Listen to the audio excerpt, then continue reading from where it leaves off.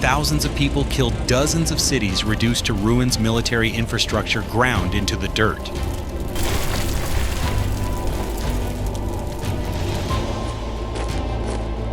Those are the stark images that sketch the full panorama of events more than 80 years ago.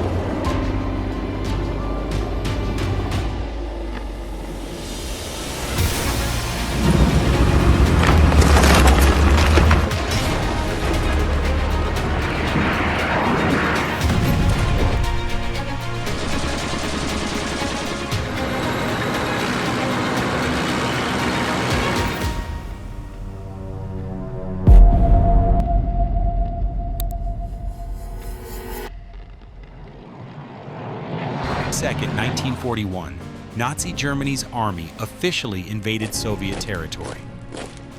The assault launched by the Third Reich was sudden and overwhelming, and the Red Army suffered devastating losses across every front.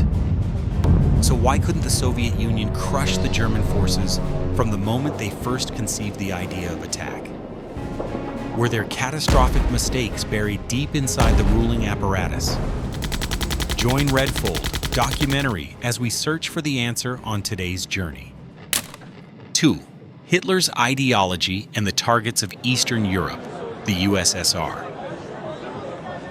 After seizing power and unleashing war across the globe, Führer Hitler began to fix his gaze on Soviet Russia. To him, it was a vast land rich in resources enough to fuel his ambitions of world domination. The Austrian painter had argued in his autobiographical work, Mein Kampf, for the necessity of living space. According to that logic, Germany had to conquer the countries of Eastern Europe to expand the territory reserved for the superior Aryan race, meaning ethnically pure Germans. He planned to solve that problem as a total campaign by exterminating or deporting most of the Soviet population to Siberia, then using those who remained as slave labor. Nazi Germany also sought to sweep away a huge portion of the Jewish population from Eastern Europe as part of its fascist program to annihilate all Jews in Europe. After his initial assessments, Adolf Hitler saw the Soviet Union's military as weak and ripe for immediate conquest. On October 3, 1941, he declared, "We only have to kick in the door, and the whole rotten structure will come crashing down." The head of the Third Reich regarded the armed forces of the Soviet Union as poorly organized masses of Eastern peoples who could be easily routed, cut apart, encircled, and destroyed. In some ways, he was not entirely wrong, because the reform of Russia at that time had only just begun. The Soviet civilization could still be shattered, while it was in the fragile phase of bonding together and taking shape. Third, Operation Barbarossa, lightning war against the Soviet Union. For that very reason, Hitler plotted to destroy the Soviet Union with a lightning war strategy, followed by a devastating psychological blow to the Soviet population. This strategy had already been successfully applied by Nazi Germany in Poland, France, and Yugoslavia. The Germans did not carry out a full mobilization of their army, but their preparations for the attack on Russia were far more thorough than for the campaigns in Poland or France. IV, Force Organization of Germany and the USSR before the first shots. To grasp the scale of the disaster that struck the Soviet defensive system in the early days of June 1941, it is enough to look at the hard numbers to see the imbalance. The Nazi German army prepared meticulously before launching its all-out offensive along three main axes. The first axis was assigned to Army Group Center Germany's strongest formation. Commanded by Field Marshal Fedor von Bock and deployed in central Poland, it included the 4th and 9th Armies, the 2nd and 3rd Panzer Groups, for a total of 50 divisions, 15 of them Panzer divisions, plus 2 brigades, all supported by the 2nd Air Fleet. This group held the most important role to attack and encircle the Soviet forces in Belarus seize Belarus, then drive on Moscow, capturing and holding the Soviet capital. Facing this group was the Western Special Military District, later renamed the Soviet Western Front. Its commander was General Dmitry Grigorievich Pavlov, with a force consisting of 24 rifle divisions, 12 tank divisions, 6 motorized divisions, and 2 cavalry divisions. The second was Army Group North, commanded by Field Marshal Wilhelm Ritter von Lieb, and deployed in East Prussia with a total of 29 divisions. Supported by the 1st Air Fleet, this group was tasked with attacking and seizing the Soviet Baltic republics, capturing a chain of ports along the Baltic Sea, and destroying the Baltic Fleet's bases. Its most important objective was to take Leningrad and Kronstadt.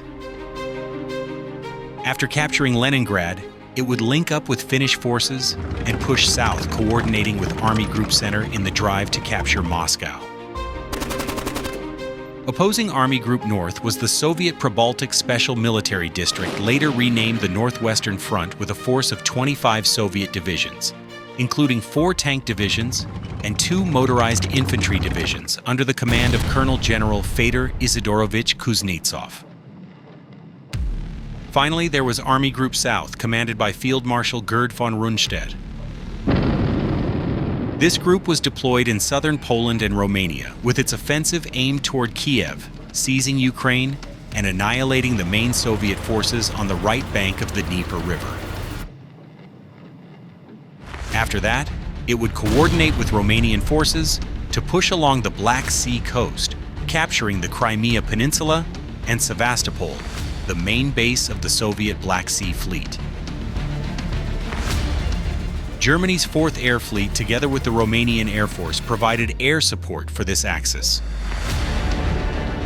Opposing Army Group South was the Soviet Kiev Special Military District, later renamed the Southwestern Front, commanded by Colonel General Mikhail Petrovich Kirponos, with 32 rifle divisions, 16 tank divisions, 8 motorized divisions, 2 cavalry divisions, along with the Odessa Special Military District.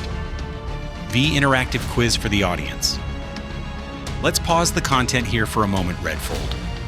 Documentary has a small quiz for you. In your opinion, how many divisions in total did Germany's Army Group South have?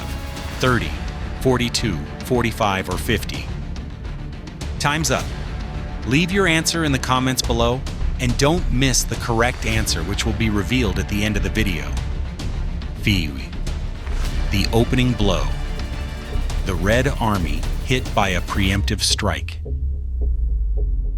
Returning to our main content at this point, the situation became even more complex because in practice, the Germans were now attacking simultaneously all along the entire border.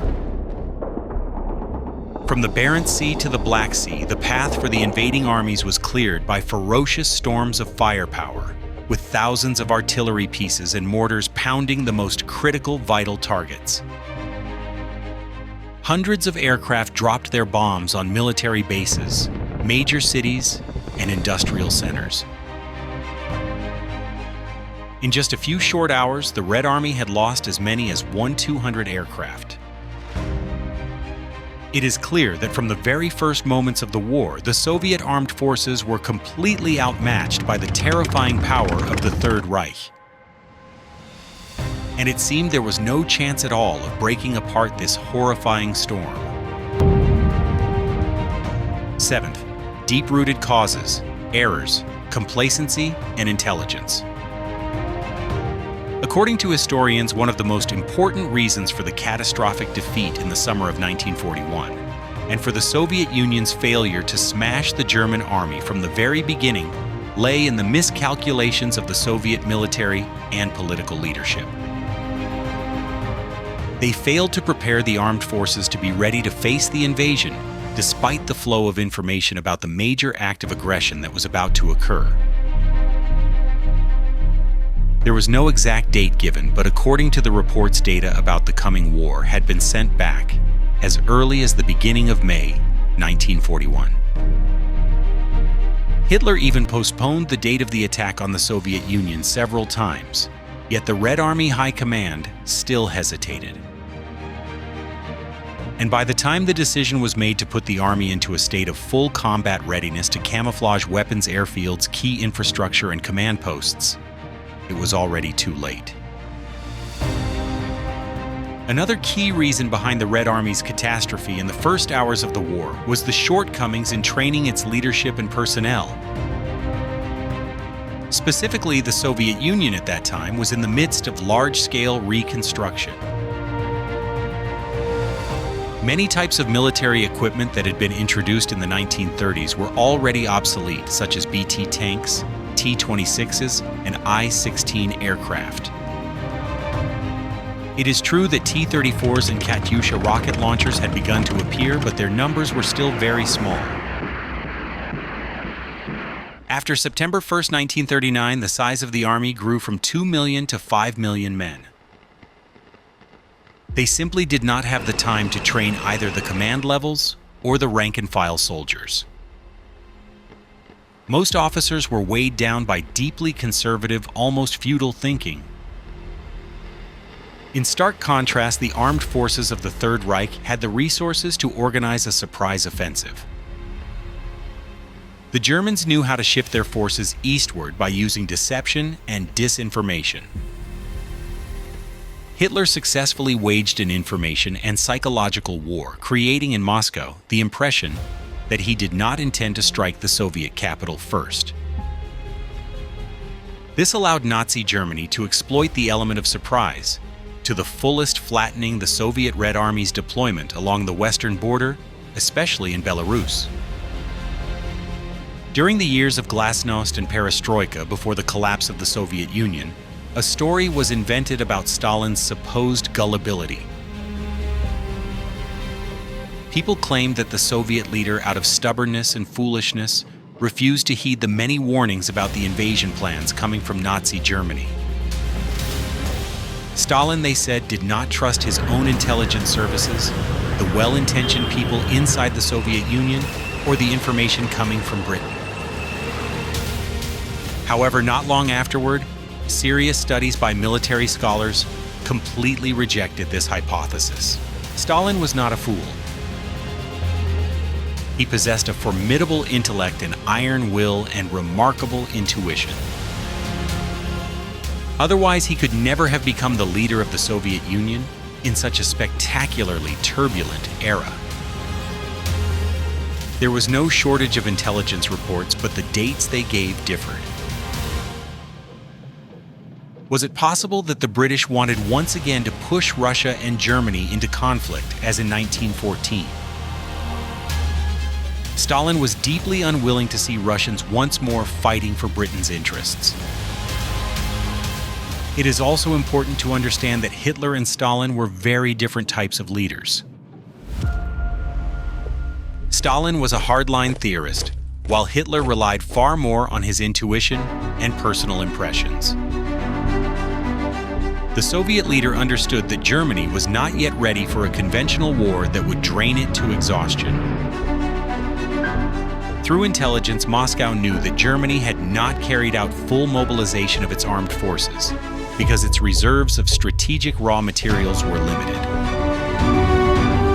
The German army was not prepared for a winter campaign, no winter uniforms had been issued, nor was their engine oil capable of withstanding the freezing temperatures for its weapons and technical equipment. Weight, industrial balance, German and Soviet armaments. Alongside the imbalance in forces and the disastrous mistakes of the leadership apparatus, another reason why the Soviet Union could not crush the German army right at the start of the invasion was its defense industrial capacity. By 1940, Germany's massive military-industrial machine had increased its output by 76% compared to 1939 and by 2.2 times compared to 1938. In that year alone, Germany produced more than 19 million tons of steel, 14 million tons of pig iron, and 63 billion kilowatt-hours of electricity. Accompanying this was an enormous volume of oil supplied from newly occupied territories, or from various sources within the Axis bloc. On the eve of the war, the defense industry that the Third Reich had built was already capable of supplying necessities for 214 divisions, including 21 panzer divisions and 14 motorized divisions, for a total of 7.2 million troops, over 5 million on active duty and 2 million in reserve. The German army was extremely well equipped with Mauser firearms and MP3 40 submachine guns, gradually replacing the old single-shot bolt-action rifles.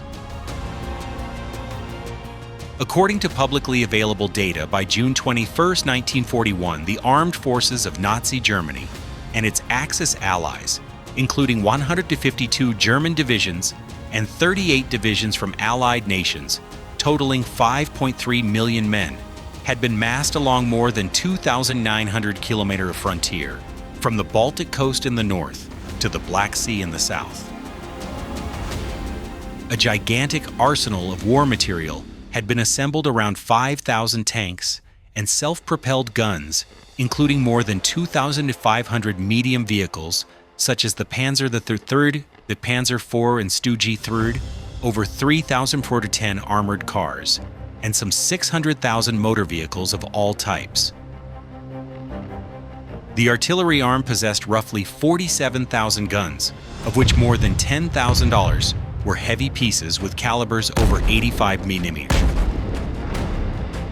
The air arm of the Third Reich was strengthened with 4,140 combat aircraft and 60 military transport planes.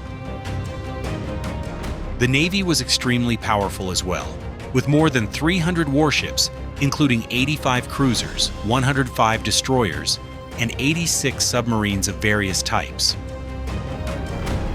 To carry out the invasion of the Soviet Union, Hitler committed 3/4 of the German army, along with the forces of many of Germany's European allies, leaving only 1/4 of the troops and equipment to cover Western Europe and North Africa. All this shows just how immense the industrial potential was, that Germany had prepared for war, and that still does not include the multitude of next-generation weapons research projects and various pieces of equipment that would only be revealed decades later. On the Soviet side, in the period immediately before the outbreak of war, the country's defense industry had undergone strong development following the Third Five-Year Plan from 1936 to 1940. The land of white birches produced nearly 18 million tons of steel, 15 million tons of pig iron, and 48 billion kilowatts of electricity. Although the Soviet Union had continuously strengthened the armament of its forces, on the eve of the conflict, the weaponry and equipment of the Soviet Army still lagged far behind its German counterpart in both quantity and quality. Driven by the demands of war, Soviet defense industry made major strides. From 1938 onward, compared with the early 1930s, Soviet tank output had increased more than threefold. From January 1, 1939 to June 22, 1941, the Red Army had been supplied with more than 7,000 tanks. And in 1941 alone, the Red Army received nearly 5,500 tanks, 29 637 field guns, and 52 407 mortars. The total number of artillery pieces and mortars, including guns mounted on tanks, reached 92,578. In 1939, the Soviet Union built 9 additional aircraft factories and 7 engine plants. Another 7 factories were converted to produce components for aircraft. By the end of 1940, Soviet aircraft production had risen by 70%. General Zhukov affirmed that within just 1 to 1.5 years, the Red Army had been upgraded with new aircraft possessing very strong combat capabilities. However, the number of modern aircraft produced was still insufficient, so around 75–80% of the Soviet inventory remained older types, manufactured before 1937. These older designs were inferior to Germany's new aircraft models across many technical indicators. As for tactical organization and pilot proficiency, the German air arm, i.e. the Luftwaffe, already had 3 years of combat experience across Europe and was therefore highly battle-hardened. Soviet pilots, by contrast, for the most part, had not yet seen real combat or had not even completed their training courses when the war broke out. The Soviet infantry comprised 170 divisions. In the European part of the country, there were 149 divisions together, with 29 673 field guns and 52 407 mortars of various calibers.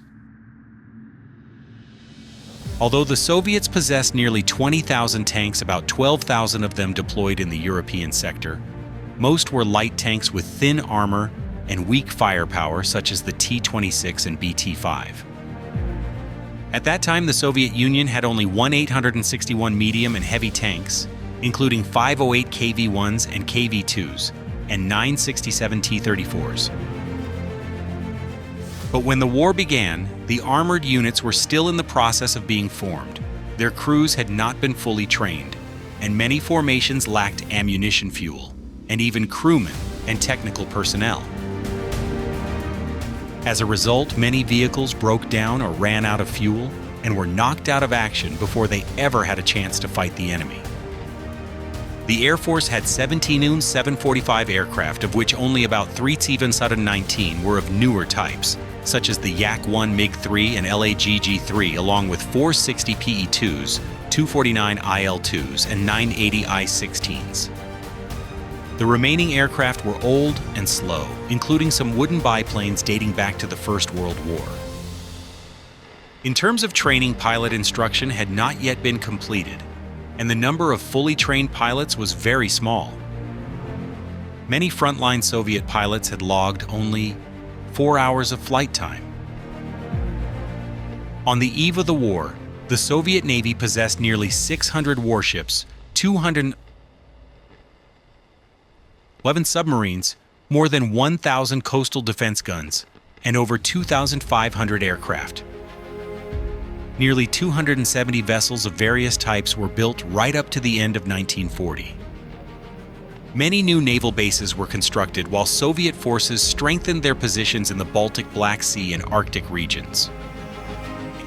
The Soviet Union's ability to resist in the first days. Even so, the Germans could not simply walk across the Soviet border. Every border post and every Soviet unit fought to the bitter end. The Germans had to wait for reinforcements in order to finally break this stubborn resistance.